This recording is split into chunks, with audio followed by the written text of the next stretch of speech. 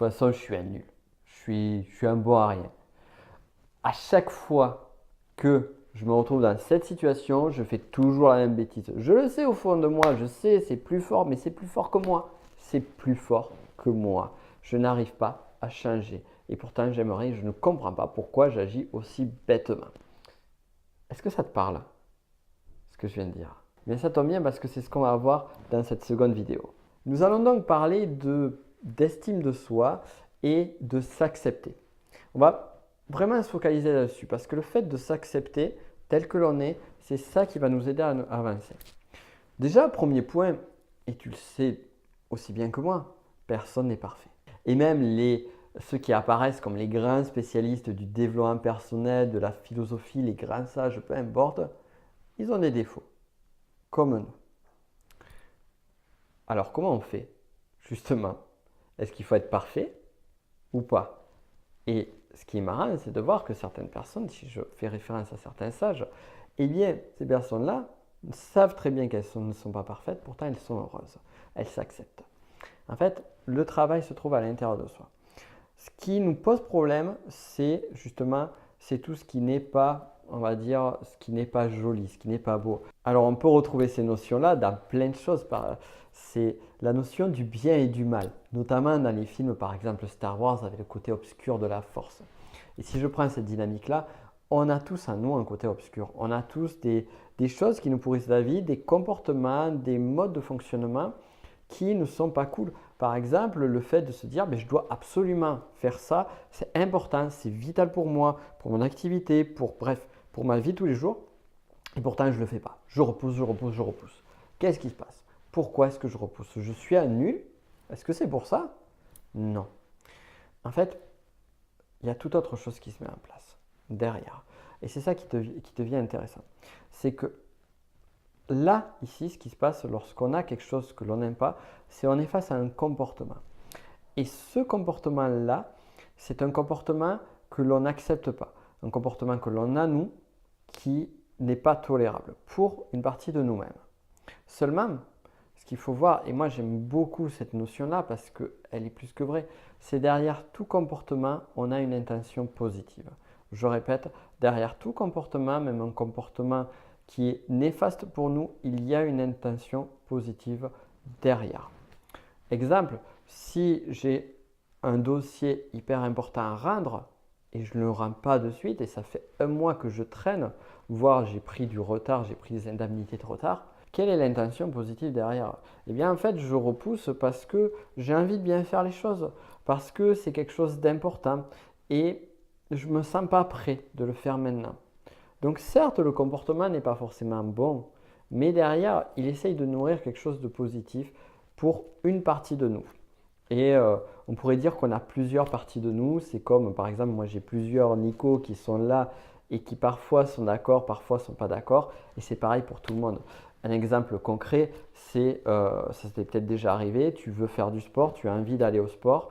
Donc il y a une partie de toi qui a envie d'aller au sport parce qu'elle sait que ça va te faire du bien, parce que ça va te permettre d'être en meilleure forme, parce que ça va te permettre de perdre du poids, bref, peu importe, pour X raisons.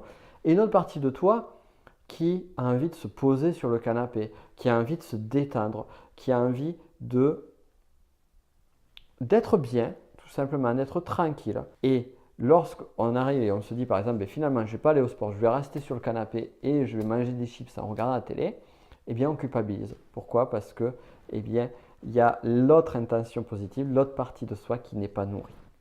Donc voilà, c'est un peu, là vraiment, je te parle vraiment de façon généraliste sur cette histoire d'intention positive, mais juste, ce qu'il faut voir en fait, c'est que derrière tout comportement, même si c'est un comportement destructeur, eh bien, il a une intention positive. Inconsciente, bien souvent, mais elle est présente. Donc comment faire justement? Déjà, c'est juste prendre conscience de l'intention positive qui est derrière. Et après, une fois que tu as pris conscience de cette intention positive, eh bien, te dire voilà comment je peux faire un autre comportement qui soit aidant, qui soit utile pour moi et pour les autres et qui nourrisse la même intention positive. Donc, comme je te l'avais promis, des exercices. On va mettre en place ça dès maintenant. Et l'exo que je vais te donner à faire, c'est identifier un comportement que tu as aujourd'hui dans un contexte donné très clair et te poser la question, ce comportement que tu n'aimes pas, quelle est l'intention positive qui est cachée derrière? Pourquoi est-ce que tu as ce comportement-là? Qu'est-ce que ça cache de positif pour toi? Et en trouvant ça, tu vas voir, tu vas trouver des pistes de solutions. Et dire voilà, comment est-ce que je peux nourrir mon intention positive de façon différente? Ça, c'est la seconde étape.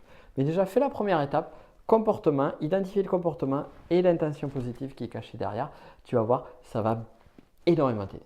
Ça, c'est un exercice qui est redoutable, donc je t'invite à le faire. Juste, voilà, on a fini cette seconde vidéo, donc je t'invite vivement, je t'invite grandement à mettre en place cet exercice-là, car tu vas voir justement dans l'objectif de mieux se connaître, mieux s'accepter et développer ton estime de toi-même, eh bien ça va t'aider à relâcher la pression, à mieux comprendre quels sont tes fonctionnements inconscients, quelle est la raison, quelle est l'origine et justement arriver à changer les choses, donc t'améliorer en termes d'action et en termes de résultats, moins culpabiliser après derrière et même au-delà de ça, accepter justement, comme le font justement en retour à ces fameux sages, accepter que finalement, on n'est pas parfait, mais bon, on s'accepte, on s'apprécie et c'est pas pour autant que, eh bien, on n'a pas confiance en nous. Voilà. Sur ce, on va se retrouver sur une dernière vidéo. Sur la dernière vidéo, on va aller plus loin. Donc là, tu vois, on a travaillé sur pas mal de choses.